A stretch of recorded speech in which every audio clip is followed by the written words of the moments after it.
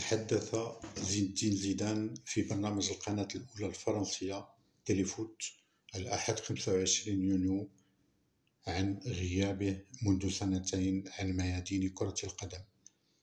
زيدان عرف شهرة كبيرة كلاعب للمنتخب الفرنسي، الكرة الذهبية سنة 1998، وهي نفس السنة التي حاز فيها بأول كأس للعالم مع منتخب بلاده فرنسا، وتسجيله لهدفين تاريخيين في شباك البرازيل سيليساو في النهائي.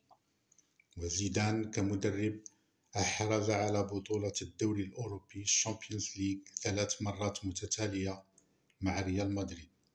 زيدان صانع ألعاب تياكا وبطل العالم سنة 1998 تحدث في برنامج تيليفوت قائلا: أوجد هنا في مرسيليا مع والدي وأسرتي، نستمتع، لا أشتغل، إذن أستمتع بكل يوم. انتهى كلام زيدان.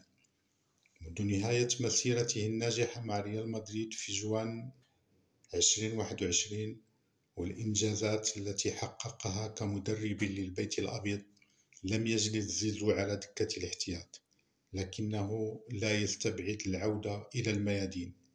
إشاعات كثيرة تراه في دكة احتياط البيلجيك وحتى مرسيليا كما يتمناه عشاق الويم، وربما كان حلمه تدريب المنتخب الفرنسي قبل أن يجدد مسؤول الاتحاد لديدييه ديشان حتى عام 2026. وأكد زيدان في البرنامج أنه يشاهد عددا من مباريات أوروبية.